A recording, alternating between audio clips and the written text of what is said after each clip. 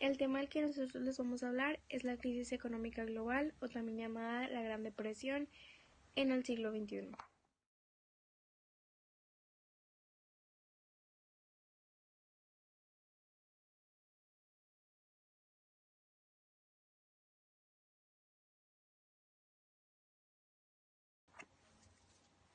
Como sabemos, en las principales regiones del mundo la recesión económica está profundamente arraigada, lo que provoca un paro generalizado, así como también el colapso de los programas de bienestar social que tiene el país.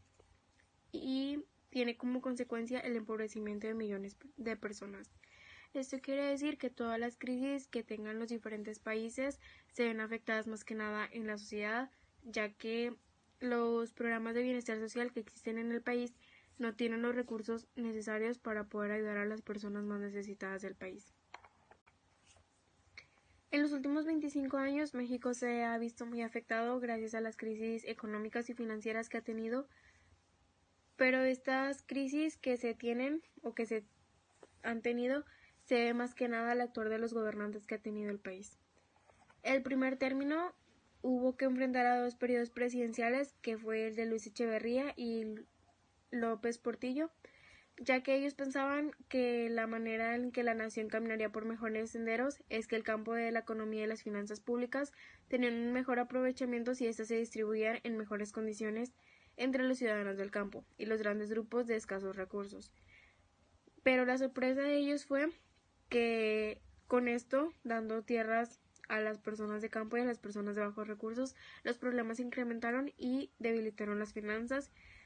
Con esto se tuvo que recurrir al extranjero para poder pedir dinero prestado, y esto es algo que nos ha ido afectando a lo largo del tiempo al país, ya que, como sabemos, México tiene una deuda externa con Estados Unidos, y esta deuda se ha tenido que pagar a lo largo del tiempo. Entonces, todo esto se debe a los periodos presidenciales de Echeverría y López Portillo, y aquí podemos ver cómo por periodos presidenciales de hace muchísimo tiempo todavía México se ve afectado por estas situaciones. Gracias a lo mencionado anteriormente, en 1976 México tuvo que afrontar la primera devaluación del peso, y el valor del peso se había estabilizado por 22 años, pero en este año se tuvo una devaluación que fue un golpe muy fuerte para el país, ya que el valor del dólar estaba en 12.50, y a la fecha el valor del dólar todavía no se puede tener, sino por lo contrario, la moneda mexicana se ha visto pues incrementado la devaluación, y ha influido en diversos movimientos turbulentos en las crisis asiáticas, en Latinoamérica, en Rusia, en Japón, y en la actualidad nada es estable. La globalización es una de las consecuencias de la apertura comercial, y han hecho que las reservas monetarias en diversos países sean un gran problema, y pues obviamente México no ha sido la excepción en esos problemas que ha tenido gracias a la globalización. Algunos de los problemas fue que el dinero se ha encarecido, como ya lo había mencionado antes, el tipo de cambio se ha visto muy vulnerable, los intereses bancarios son cada vez más inestables y cada vez son más altos, y obviamente se tienen constantes alzas y están sujetos de acuerdo a los acuerdos internacionales. El financiamiento de las empresas, ya que no se ha detenido por 5 años, esto también lleva consigo el hecho de tener empresas extranjeras en el país. Como sabemos, muchas de las empresas que están establecidas en México no son mexicanas, y esto afecta a que el país no se quede con ese recurso que se está teniendo o que se está obteniendo por medio de las empresas. Lo que ocurre aquí es que solamente están establecidas aquí, pero el dinero se va a los países de donde son originarias las empresas.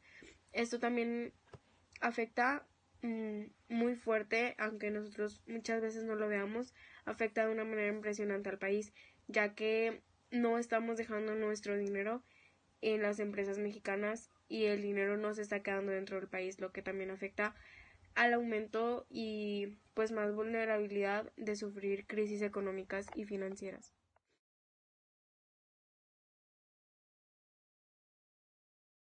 La primera crisis del siglo XXI fue la llamada dot-com, porque su origen fue la burbuja especulativa de las empresas de Internet.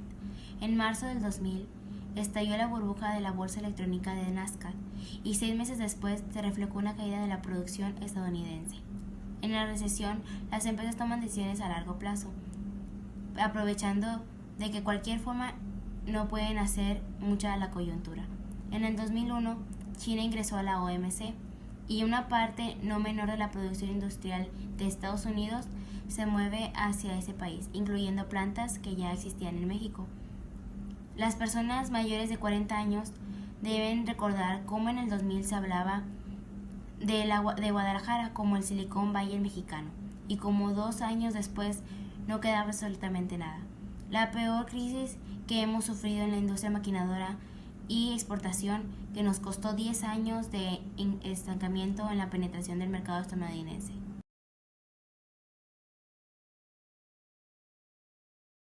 La segunda crisis ocurre en 2 momentos para México.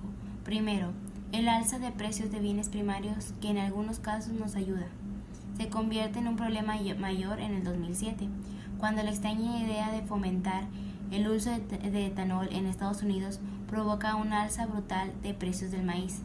Un gran golpe que eso significó durante el 2008 un bolsillo de quienes menos ingresos tienen en México, que son quienes más consumimos maíz y tortilla. Apenas se iban moderando cuando vino la quiebra de Lehman Brothers y con ella el inicio de la Gran Recesión. Una gran irresponsabilidad de la tesorería de una empresa provocó que el dólar se fuera de 12 a 15 pesos en unas pocas horas, y nos tardamos casi 2 años en moderar este impacto y más o menos compensar la caída en producción que se originó en los excesos estadounidenses.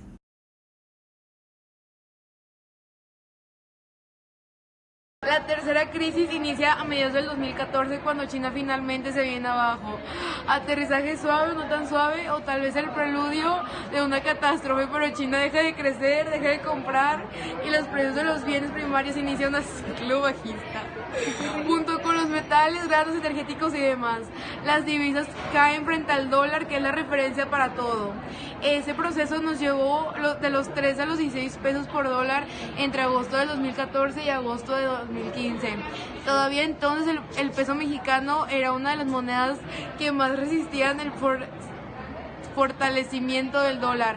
Para inicios del 2016 las cosas cambiaron y nos convertimos en la moneda que más ha sufrido en este año. La razón me parece es la amenaza en que se ha convertido la elección presidencial estadounidense. Fin. Esta última crisis ha ocurrido en una situación más vulnerable. En 2000 habíamos ordenado mucho nuestras finanzas y la crisis fue esencialmente de producción. Nos dejó estancamiento, pero no presión financiera. La de 2008 la sorteamos usando déficit fiscal, que después ya no corregimos, de forma que la del 2016 nos toma en una situación de debilidad, pero nada parecido a lo que ocurrió en las últimas décadas del siglo 20. Ni el nivel de deuda, ni el tamaño del déficit, ni las reservas del Banco de México, ni la inflación tienen precio alguno. Así que no vivimos la peor crisis económica de la historia reciente, ni la peor época de la historia para sufrir.